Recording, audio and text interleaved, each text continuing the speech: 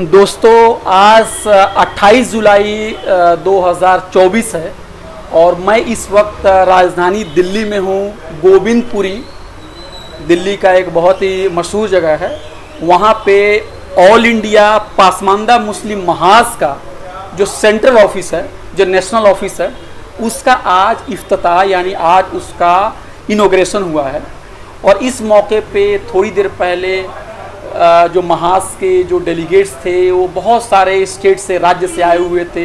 एक छोटा सा जलसा भी यहाँ पे हुआ।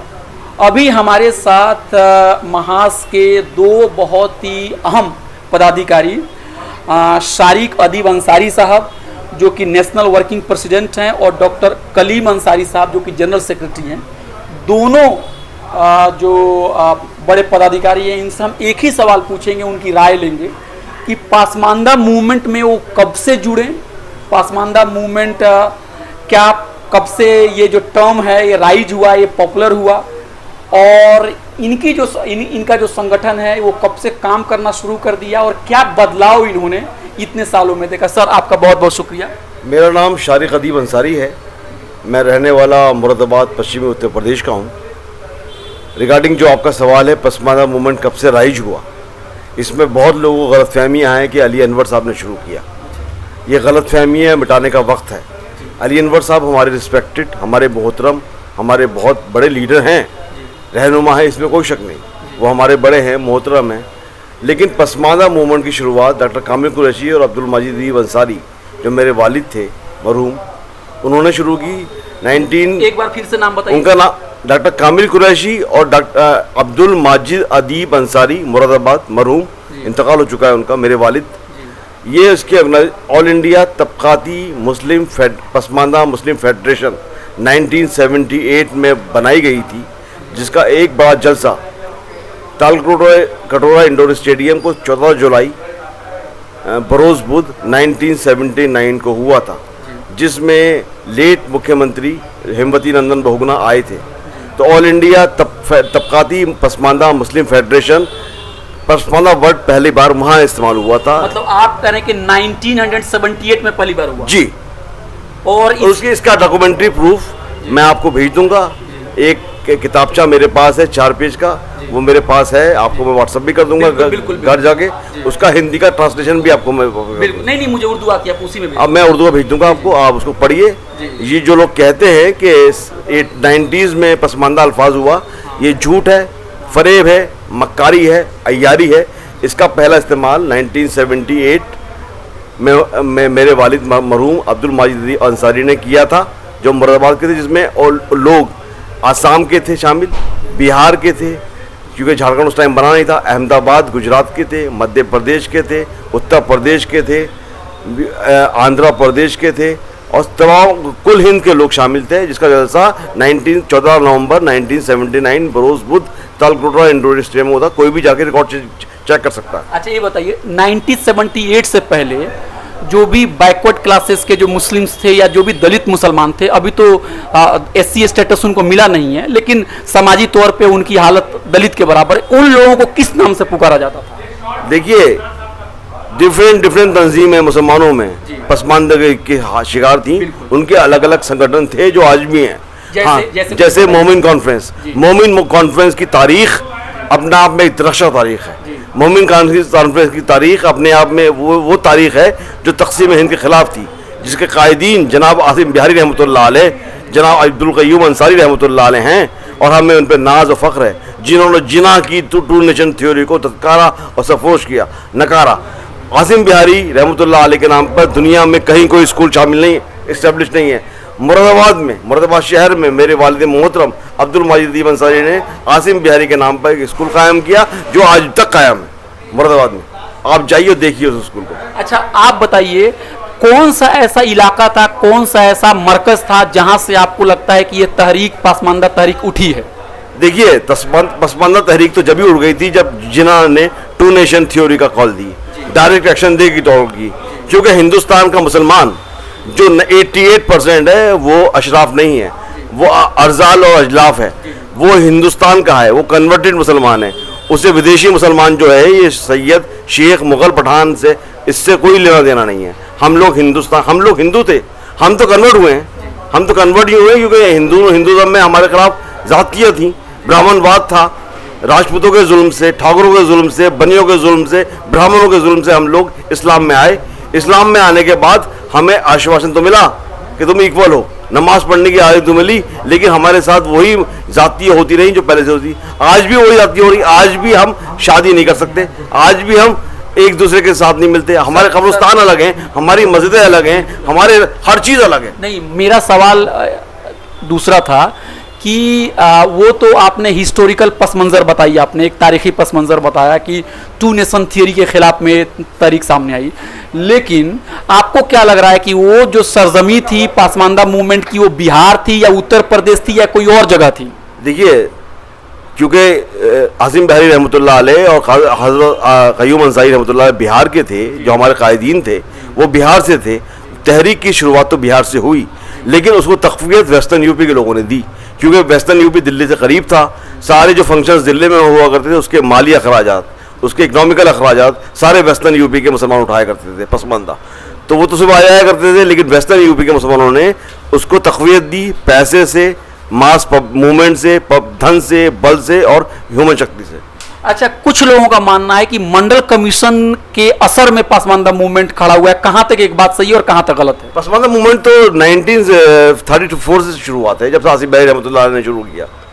अगर ये कहा जाए कि जो मंडल कमीशन की वजह से ये इतना फैला, सब लोग इसको जाने, तो ये बात सही है मेरा कहना? मंडल कमीशन की वजह से सिर्फ 19 तबकों को फायदा हुआ जो कि जिनको रिजर्वेशन मिला, चाहे वो हिंदू हो चाहे मुसलमान। मंडल कमीशन की वजह से पसमानदा तहरीक को कोई फायदा नहीं हुआ।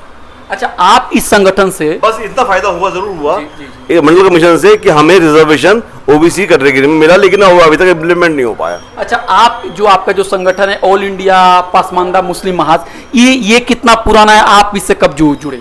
ये क्योंकि ये झगड़ा अलीवर साहब ने इस नाम से बनाया था। हम लोग जब अलीगढ़ में स्टूडेंट थे, मैं, खालिद अंसारी साहब, हमारे दोस्त हैं, मैं तो बेंगलोर अजीम में प्रोफेसर हैं, हम, खालिद अंसारी, 4-5 हमारे दोस्त और यूनुस साहब जो हमारे चीफ ऑफिसर हैं, वो हम सब लोग बैठ के बात करते थे, इस पर आगे बढ़ाते थे, और हुमायूं मुराद साहब वहाँ मौजूद थे, तो उनकी रहनुमाई में हम लोग काम करते थे। ये कब की बात है सर? ये 1998, 97, 99, 2000।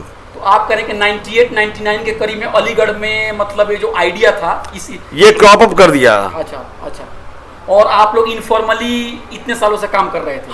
हम तो जब से हम जॉब पे भी थे, जब भी हम इससे जुड़े हुए थे, जब हम लोग बिजनेस में आए जब भी जुड़े हुए, और इसको हमने फॉर्मली ऑर्गेनाइज किया जब हमने देखा कि ये हमारे साथ जाती जुल्म हो रहा है, और इस पर कोई ना मीडिया बोलता है, ना मुस्लिम इंटेलेक्चुअल बोलता है, ना मुस्लिम मुल्ला बोलता है, ना मुस्लिम जमातें बोलती हैं, और जो मिली काउंसिल तंजीमें हमारी, चाहे वो मिली काउंसिल हो, मुस्लिम मशवरात हो, ऑल इंडिया मुस्लिम पर्सनल लॉ बोर्ड हो, इसमें हमारा रिप्रेजेंटेशन नहीं है। तो अशराफिया संस्थान है सारे जितने भी हैं, तो हमारा रिप्रेजेंटेशन तो है नहीं।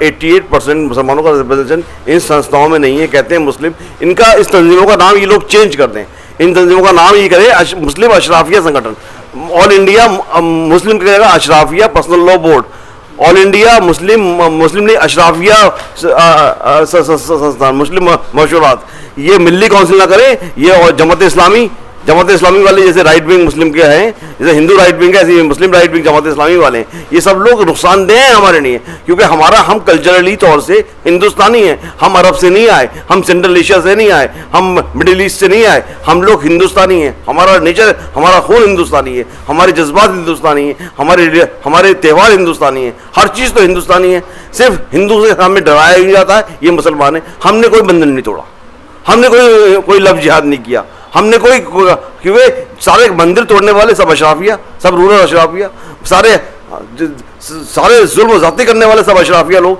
और उसकी नुमाइंदगी कहते हैं कि मुसलमानों ने किया, हमने नहीं किया। 88% मुसलमानों की हिंदुओं से कोई लड़ाई नहीं है। इन 12% की है जो कि मंत्री भी बनते हैं, वजीर भी बनते हैं, गवर्नर भी बनते हैं, LG भी बनते हैं, और सारी मलाई खा जाते हैं और हमारे नाम पे खाते हैं। अच्छा, हमारे साथ general secretary doctor Kaleem Ansari साहब भी हैं।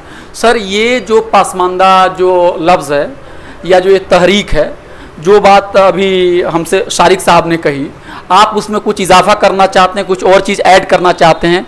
नहीं, वास्तव में शारिक साहब ने जो कही इसकी लिखित प्रमाण है इनके पास है, तो पासमानदा और वहीं से शुरू हुआ। अली अनवर साहब ने इस पर थोड़ा काम किया। इन पर काम करने के बाद उनको इसका फ़ायदा मिला। वो राज्यसभा में 1 से 2 बार गए, लेकिन अफसोस पासमानदा को इस बात का रहा है कि जिसका वो नुमाइंदा करके राज्यसभा गए, उस पासमानदा का एक भी आवाज़ उसने राज्यसभा में नहीं उठाया। हाँ, और अपने ये इतनी बड़ी तंजीम खड़ा की तो उसको अपने एक पॉकेट में बना लिया। हमको लगता है कि ऑल इंडिया पासमानदा मुस्लिम महाज जो उन्होंने बनाया वही मैंने स्थापना से एक लगता है मरेंगे तब तक वही रहेंगे, अध्यक्ष वही रहेंगे, समझे ना। तो हम लोगों ने ये विरोध किया कि भाई तंजीम है, आप इसको बढ़ाएं, इसको बिहार से झारखंड ले जाएं, बंगाल ले जाएं, उड़ीसा ले जाएं, यूपी ले जाएं, लेकिन नहीं हो सका। तब हम लोगों ने 2021 में इसका हम लोगों ने एक रजिस्ट्रेशन कराया है, और उसी इस ट्रस्ट पर इसका रजिस्ट्रेशन है, उसी के माध्यम से हम लोग इसको धीरे धीरे बढ़ा रहे हैं। तो अभी आपके क्या फोकस हैं, क्या आपका मतलब एजेंडा है, अभी क्या करना चाह रहे हैं? भाई जिसकी जितनी जनसंख्या भारी उसकी उतनी हिस्सेदारी, समझ गए ना। मुसलमान के नाम से हम ठगे जा रहे हैं, अल्पसंख्यक के नाम से हम ठगे जा रहे हैं, हम लुटाए जा रहे हैं। मुसलमान के नाम से जो अगर मिलेगा कुछ तो वो अशरफिया ले जाएगा, फॉरवर्ड मुसलमान लेगा। लेकिन एक सवाल ये भी है कलीम साहब कि जब बीजेपी जो है 300 या 400 सीटों पे जब लड़ती है और जब वो 1 सीट मुसलमान को देती है तो उसमें अब अशराफिया और पासमानदा का डिबेट कहाँ रह जाता है? सुनिए सर, पासमानदा को अली अनवर साहब ने अपने पॉकेट तक रखा।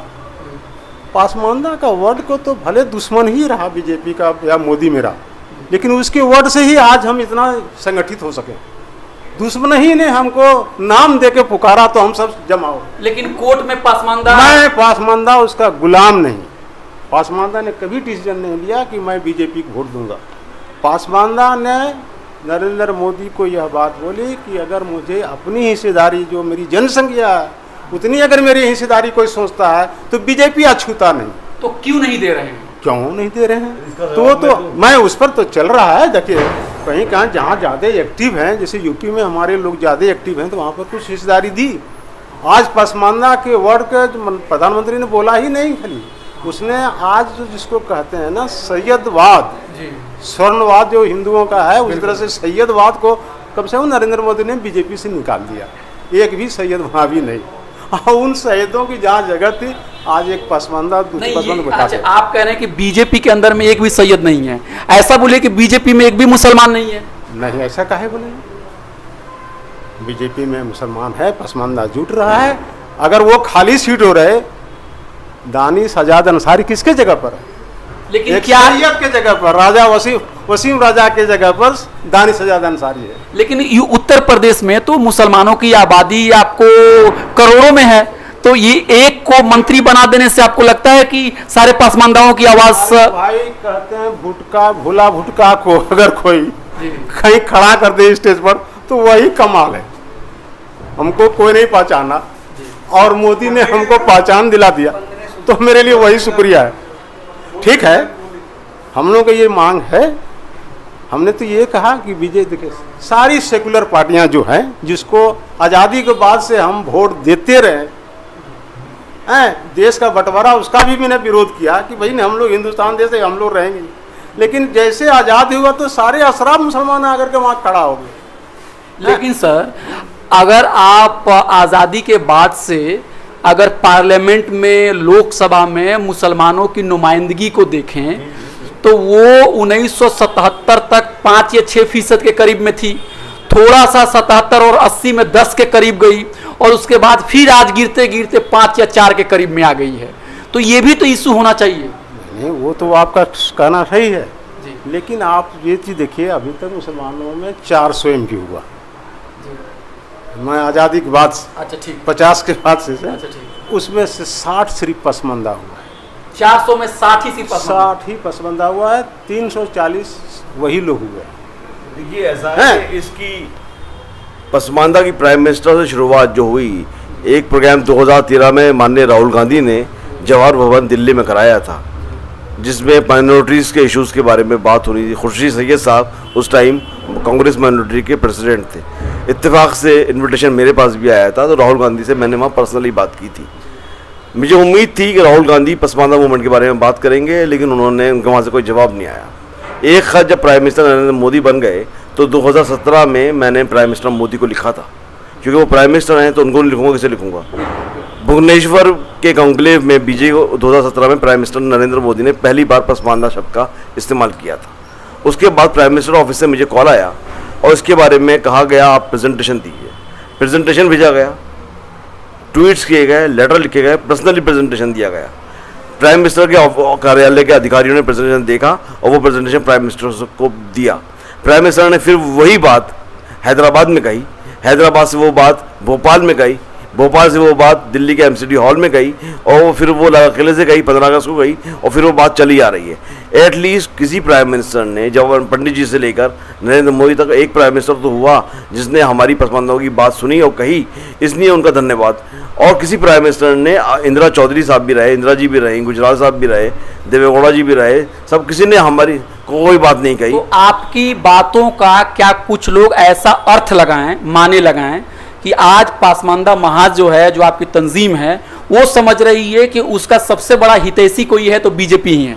Absolutely, absolutely, you are correct. You have taken my words. It's the BJP, it's the prime, not the BJP. It's the only prime minister Narendra Modi who have understood us, understood our pain.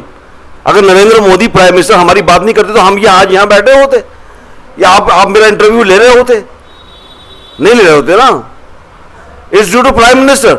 Prime minister ने 10 बार पसमानदा का अल्फाज कह के आपको इस्लाह कर दिया कि London में शरीन पीएचडी कर रही है, खालिद अंसारी काम कर रहा है, आप काम कर रहे हैं, 10 लोग और काम कर रहे हैं, आमना बेगम काम कर रही है। प्राइम मिनिस्टर, अगर प्राइम मिनिस्टर ने एक बार, मुसलमानों की बात तो हर आदमी करता है, हम मुसलमान नहीं हैं, हम तो कमीन हैं,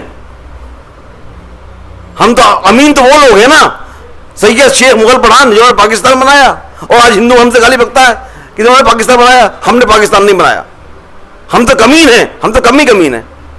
अमीन तो वो हैं जो झूठ बोले, अय्यारी करे, मक्कारी करे, वो अमीन, जो काम करे वो कमीन। हमें तो ये लोग कमीन कहते हैं। आज भी ऐड लगाते, Syed girl required for Syed boy, Pathan girl required for Pathan boy, Sheikh girl required for Sheikh boy. अब मुसलमान हो ना, सब मुसलमान हो, लिखो Muslim girl required for Muslim boy, ये लिख दो कि मेरी लड़की पढ़ी लिखी है, मुझे एजुकेटेड लड़का चाहिए। लेकिन तुम्हारी जहनों में, तुम्हारे खून में वो सैयदवाद, वो शेखवाद, वो पठानवाद, वो मुगलवाद जुड़ा हुआ है। तुम लोग तो हमें कमीन से क्यों समझते हो? आज भी हमें डेकोरेटरी कम से बुलाते हो कि जुलाहों ने वोट दिया नहीं दिया, तेलियों ने वोट दिया नहीं दिया, नाइयों ने वोट दिया। हम मुसलमान कहाँ हैं? हम तो 24 घंटे के मुसलमान हैं। रात में इलेक्शन को अनाउंस होता है कि सब भाई भाई बीजेपी को हराना है, सब भाई भाई फूल को हराना है, फूल को हराना है, साइकिल को वोट दो भाई, लालटेन को वोट दो, फूल को हराना है, फूल को हराओ। जब वोट दे दिया हमने तो कहते हैं जुलाहों ने वोट दिया, तेलियों ने वोट दिया, कसाईयों ने वोट दिया, नाइयों ने वोट दिया। हम कहाँ हैं मुसलमान? हम तो जुलाहे हैं, हम तो तेली हैं, हम तो नाई हैं, हम तो कस्साब हैं। सर सैयद बड़े सबसे बड़ी खुतब मीनार है मुसलमानों की। असबाब बगावत हिंद किताब में पेज नंबर 28 पे लिखता है कि कंपनी बहादुर से सरकशी करने वालों में सबसे आगे बज़ाज़ जुलाहा था। बज़ाज़ जुलाहा, मुर्शिदाबाद से मुरादाबाद तक के अंग्रेज, इस कमबख्त कौम ने अंग्रेज के खिलाफ लड़ाई की। वो स्टूज था अंग्रेज का सर सैयद। लोग मुझसे कहते हैं शारे कदीब तुम अलीगढ़ से MBA किए हो और सर सैयद के बारे में ये कहते हो। नहीं, मैं सर सैयद का गुलाम नहीं हूँ, मैं भारतीय संविधान का गुलाम हूँ। उसका आशीर्वाद से अलीगढ़ में पढ़ा हूँ। गवर्नमेंट ऑफ इंडिया एड देती, उसके पैसे से पढ़ा हूँ सर सैयद, और सैयदों शेखों मुगलों के पैसे से नहीं पढ़ा मैं, गवर्नमेंट ऑफ इंडिया के पैसे से पढ़ा हूँ। लोग तारीख सरकशी बिजनौर में सर सैयद लिखता है कि ये मदरसे उलूम जो अलीगढ़ में बना रहा हूँ वो तेलियों, जुलाहों, नाइयों और कसाईयों के लिए नहीं बना रहा हूँ। या अगर इनके बच्चे पढ़ेंगे तो वहाँ का माहौल ख़राब करेंगे। यह मुसलमानों की वाली बात है, मुसलमानों की बात करते, शर्म आनी चाहिए उन लोगों को जो ये कहते हैं मुसलमान मुसलमान मुसलमान। हम मुसलमान होते तो आज आगे होते। पाकिस्तान की तहरीक हमने नहीं चलाई, मुस्लिम लीग हमारी पार्टी नहीं थी। जी आपने अभी शारिक साहब को सुना और मैंने उनसे सवाल यही पूछ रहा था कि आपकी बातों को सुन के कुछ लोग ये भी मतलब लगा सकते हैं कि आपकी जो तंजीम है वो समझ रही है कि बीजेपी और प्रधानमंत्री नरेंद्र मोदी जो हैं वो पासमानदा मुस्लिम के इशूज़ को लेकर सबसे ज़्यादा संजीदा हैं, खैर खा हैं। आप अपनी राय क्या देना चाहेंगे? बिल्कुल मैं राय देता हूँ कि एक प्रधानमंत्री आज़ादी के बाद पहला प्रधानमंत्री है जिसने पासमानदा का नाम लिया और उसने अपने प्रोग्राम में सबका साथ, सबका विकास, सबका विश्वास। उसने गरीब मुसलमान का पेंशन नहीं कटवा दिया, उन्होंने गरीब आदमी का राशन नहीं कटवा दिया, गरीब आदमी का इंदिरा आवास या जो आवास मिला उसको नहीं कटवा दिया है। तो मैं तो कहूँगा जो उसका नारा है सबका साथ, सबका विकास, सबका विश्वास, तो पासवान ने क्या कहा? पासवान ने नहीं कहा कि बीजेपी को वोट देंगे। पासवान ने एक डिसीजन लिया, किसके चलते? ये सो कॉल्ड सेकुलरों के चलते। लेकिन ये सुनिए, ये तुम जो सेकुलर पार्टियां बुझती थी, ये गुलाम मुसलमान है, ये बीजेपी हराने के लिए पैदा हुआ है। हमने एक डिसीजन लिया लखनऊ कॉन्फ्रेंस में कि बीजेपी मेरा अछूता नहीं। जैसे मैंने विजय कहा कि बीजेपी मेरा अछूता नहीं, तो बीजेपी के लोग मेरे पास स्नेह से, प्यार से अपने प्रोग्राम को लेके आए। तो पसमंदा भाई, आपका पेंशन कहीं रुका हुआ तो बोलो, हम कराते हैं। लेकिन मैं एक आखिरी, आप मेरी बात सुनिए, आपको ओ पसमंदा भाई, तुम्हारा ये समस्या है उसको बताओ, मैं करता हूँ। आज तक कांग्रेस ने, आज तक सपा ने, आज तक आरजेडी ने किसी पसमंदा मुसलमान को नहीं पूछने तक नहीं किया। बुलडोजर भी कौन चला रहा है? बुलडोजर चलता है, सब गलत आदमी पर चलता है। कौन गरीब गुरबा को बुलडोजर चलता है? बुलडोजर जहाँ तक चलता है, नहीं, अरे आती के चलना गलत है, बुलडोजर चलना गलत है। चाहे किसी के भी चले, चाहे मुसलमान पे चले, चाहे पठान पे चले, चाहे पसमानदा पे चले, चाहे शेख पे चले, चाहे सैयद पे चले, चाहे हिंदू पे चले, चाहे मुसलमान पे चले, कोई भी illegal activity out of court order से होना गलत है। पसमानदा महाज उसकी मजम्मत करता है। कोई भी काम इनलीगल होना, कोई भी काम जज्बात में होना, कोई भी काम दोष प्रभाव के होना गलत है। जो कि संविधान के तहत काम होगा, हम उसके साथ खड़े में। हम ये नहीं कह रहे बीजेपी सब काम सही कर रही है। एक सवाल मेरा ये है, ये अली अनवर ने भी ये सवाल यही उठाया था कि बिल्किस बानो जो है वो भी पासमानदा है, तो उनको इंसाफ क्यों नहीं मिल पा रहा? बिल्किस बानो की बात कर रहे हैं। बिल्किस बानो के साथ एक बिल्किस बानो नहीं, पहले तो ये काम होना ही नहीं चाहिए था, होने नहीं चाहिए। गलत है, गलत है, गलत है, गलत है, गलत है। पसमानदा महाज इसको रिजेक्ट करता है। एक 10 बिल्किस बाने हो या एक बिल्किस बानो हो, किसी औरत की हुर्मत के साथ ही काम होना इंसानियत की शर्मसार बात है। सर आप कुछ कहेंगे इस पे?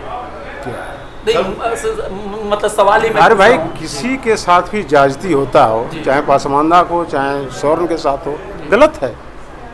तो आप मान रहे हैं कि बीजेपी करती है गलत? कहेंगे जितनी राइट, कॉमनल राइट जितनी कांग्रेस में हुआ, आप गिना दीजिए बीजेपी कितने के समय कितने राइट हुआ है। मैं मुर्दाबाद का रहने वाला हूं। हाँ, बीजेपी कांग्रेस, अगर देखिए बीजेपी की मदर अगर है ना, तो असल कांग्रेस है, जिसने पाल पाल के सबको रखा और मुसलमान को कॉमनल सुता के काट करके जो बच गया, वो हॉस्पिटल जब चला गया तो उसको लाके एक कुछ सेव दे दिया, एक संतरा दे दिया।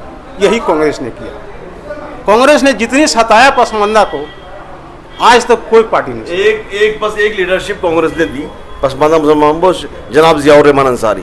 जनाब ज़ियाउर रहमान अंसारी मेरे वालिद के दोस्त थे, मेरे बड़े थे, मैं उनकी रिस्पेक्ट करता हूँ। नहीं, लेकिन पसमानदा मुसलमानों का हल बेसिक ज़मीन पर ना बीजेपी ने, ना कांग्रेस ने तो किया ही नहीं। जबकि नेचुरल चॉइस पसमानदा की कांग्रेस थी, मुस्लिम अंसारियों की नेचुरल पार्टी कांग्रेस थी, कांग्रेस को सपोर्ट किया हमेशा। लेकिन कांग्रेस ने हमने पाकिस्तान का विरोध किया। जब यहाँ पर मुस्लिम में अगर और देसी मुसलमानों के बीच वोट हुआ, पाकिस्तान बनना चाहिए नहीं बनना चाहिए, पूरे अंसारी पसमानदा समाज ने वोट दिया कि पाकिस्तान नहीं बनना चाहिए। 1946 में मुताला पाकिस्तान, आपने पढ़ा होगा, मुताला पाकिस्तान में पाकिस्तानी इंटेलेक्चुअल्स, पाकिस्तानी मीडिया ये कहता है 46 का इलेक्शन मुस्लिम लीग जीत के आई। ठीक है साहब, 46 के इलेक्शन में कितने लोगों ने वोट दिया? 46 के इलेक्शन में 12% मुसलमान की फ्रेंचाइज, कॉमन इलेक्शन तो था नहीं, अशराफ का इलेक्शन था, उसमें औरतों को वोट का अधिकार नहीं था। 6% औरतें तो होंगी, 5 मान लीजिए, 5% वोटों का दिए, कितने रह गए? 14 में से 5 हटाए 12, 14 में से 5 कितने? 7 के 7% ने वोट तो नहीं किया होगा, 5% वोट नहीं किया होगा, तो 5% मुसलमानों ने पाकिस्तान के लिए वोट किया, जिसे मुस्लिम लीग कहती है हम जीत के आए। 88% तो वोट ही नहीं किया। अगर 88% मुसलमान वोट करता तो देश का तकसीम नहीं होता और सब मुसलमान आराम से हिंदुस्तान में रह रहे हो। सर एक आखिरी सवाल, बहुत ही संक्षेप में मैं आपका आंसर चाहूँगा। आने वाले दिनों में अगर जो भी इलेक्शंस आ रहे हैं, उसमें आप लोग पासमानदा मुसलमानों को क्या पैगाम देना चाहे? बहुत ही संक्षेप। पासमानदा को कहेंगे जो तुम्हारे हिस्सेदारी दे उसके साथ जाओ, बीजेपी अछूता नहीं। सर आप? देखिए, क्योंकि शुरुआत पसमानदा तहरीक की मुसलमान की लीडिंग हमेशा अंसारी रहे, बाकी हम जितने भी बिरादरी हैं सब हमारे साथ आ रही हैं, आ गई हैं ऑलमोस्ट। हमारा पैगाम से मुसलमानों को यह है, पसमानदा मुसलमानों को यह है, जो कि तुम्हारे कैंडिडेट्स और तुम्हें मंत्री बनाए, तुम्हें विधायक बनाए, तुम्हें सांसद बनाए, तुम्हें गवर्नर बनाए, तुम्हें एलजी बनाए, तुम्हें चेयरमैन बनाए, तुम्हें प्रधान बनाए, उस पार्टी को वोट दो, हिस्सेदारी दो। विदाउट सत्ता कुछ काम नहीं होने वाला। सत्ता हासिल करो, चाहे बीजेपी से हासिल करो, कांग्रेस से हासिल करो, जेडीयू से हासिल करो, आरजेडी से हासिल करो, एसपी से हासिल करो, बीएसपी से हासिल करो। सत्ता आएगी, सब कुछ चेंज हो जाएगा। दोस्तों, अभी आप देख रहे थे कि हम ऑल इंडिया मुस्लिम पसमानदा महाज के दो बड़े ऑफिसर्स, आपको शारिक साहब से और कलीम साहब से हम बात कर रहे थे, और इन्होंने खुल के देश की राजनीति के बारे में और पसमानदा मुसलमानों को किनको वोट देना चाहिए उनके बारे में खुल की बात कही। बहुत सारी इनकी बातों से आप एग्री भी करेंगे, डिसएग्री भी करेंगे, लेकिन बातचीत का इस सिलसिला जारी रहना चाहिए। सर, आपका बहुत बहुत शुक्रिया। धन्यवाद। जय भारत, जय पसमानदा। जय भारत, जय पसमानदा।